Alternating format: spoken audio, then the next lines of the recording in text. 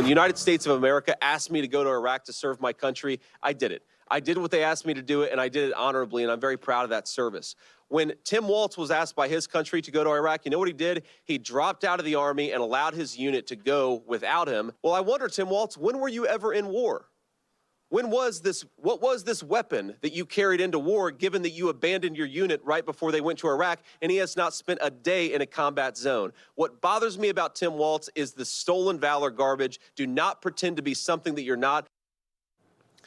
Ohio Senator and Republican Vice Presidential nominee and Marine J.D. Vance taking aim at Minnesota Governor Tim Walz's military record. Vance saying the Democratic VP pick ducked serving in combat when his own unit, was called upon to go to Iraq. Walz was asked about Vance's comments in between stops on the campaign trail yesterday. Here's that moment. Vance accused you of stolen valor. Your response?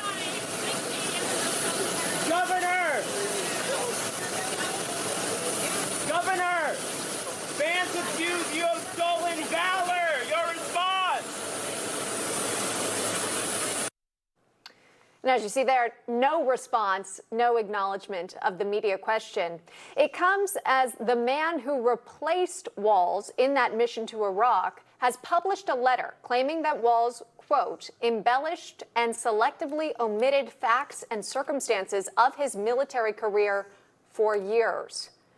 Thomas Behrends is that retired Command Sergeant Major who served in Walz's place, and he joins us now. Sir, thank you for your service, and thanks so much for coming on today. As you know, there are several accusations that question how Walz describes his service. Let's start first with questions about his inflated rank. Can you talk to us about why that's being discussed now and why his early retirement could impact that rank?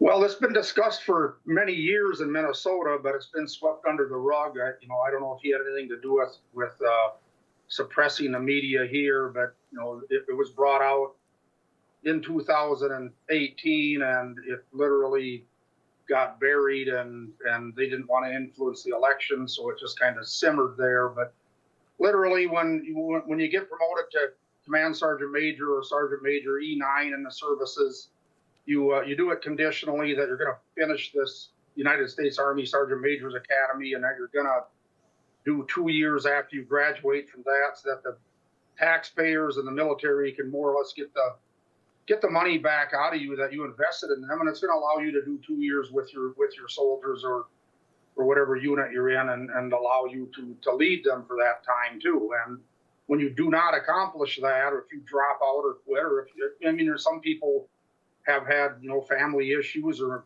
job issues where they have dropped out, then you automatically get reduced to Master Sergeant, and you're an E8 for retirement at that. So anybody using that rank and saying that they're a retired Command Sergeant Major at that point, that's just an absolute lie. Yeah, again, from Command Master Sergeant, he officially retired as Master Sergeant, one rank below Command Sergeant Major, because according to the Guard, he did not complete additional coursework at the U.S. Army Sergeant's Major Academy. So to go on to call himself Command Sergeant Major, would that still be accurate? Could he still use that? Well, and they kind of came out with a thing in Minnesota in the last election, and they said he can say that he served as a Command Sergeant Major, which technically he was put in that position. He was frocked. He was pinned with that position. I like to call it that he was an acting Command Sergeant Major. He acted as one for a certain amount of time. He was never a qualified one. It'd be like a doctor wearing a badge that says he's a doctor, but he doesn't have the education yet.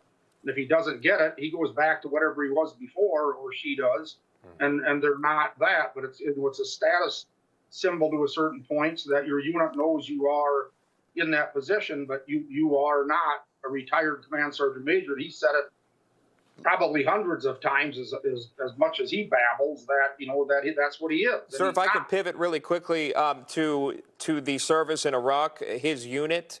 I'm not sure if you were a part of that unit, so excuse me if I'm inaccurate on that.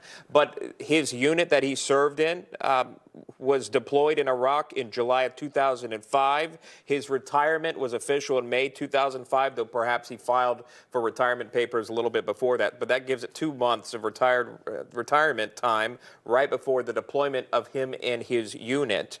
He's been accused of ducking service. Do you have any insight onto that? I have a lot of insight on it because I'm the one that got the call afterwards from the United States of America, basically asking if I would take that position. And the thing that, they skew these things out here. They basically, CNN had on there that the alert order was in July, which, yes, the alert order was in July. He retired in May, but the warning order came out in March. So everybody knew they were going to train and go to Iraq.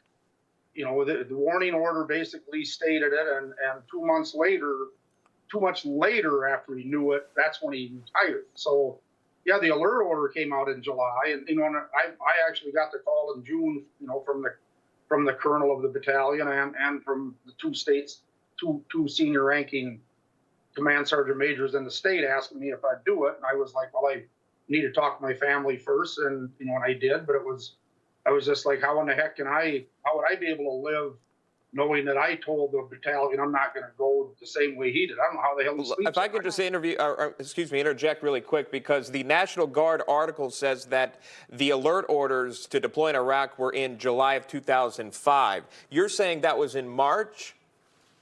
March is when the warning order came out, which basically said, here, everybody in the 1st Brigade, get ready to go to combat. We're going to be going to Iraq. You need to get your wills in order. You need to get tell your family, tell your job, start preparing. We're going to be going to war. And then that's how the military does things. They don't just say, hey, we're going to go to Iraq and tomorrow you're on the bus. I mean, they give you time, and that was the warning. That gave people time to start preparing. And then the alert order basically locks you in where, we're going to be training in wherever. And after that finalizes things more. I mean, right, and then this puts you in a position to step up to fill that role, to step into this leadership role. And then I wanted to ask you, sir, about what the reaction was like for fellow guardsmen who you would have worked alongside, along with Governor Walz, and what they thought, what was going through their minds when they realized he had retired just in time to avoid deploying to Iraq.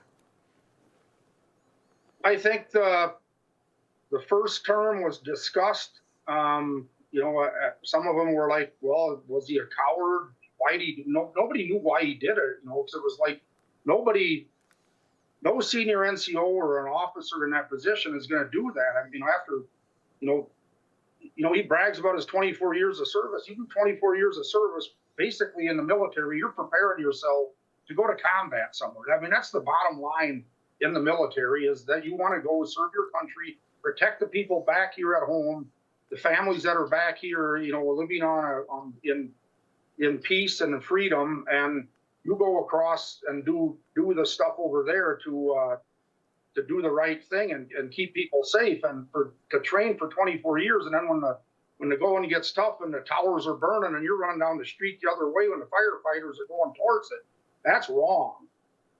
And the only thing I can add to that, again, is something to the timeline. That according to the FEC, he filed his congressional paperwork to run in February of 2005.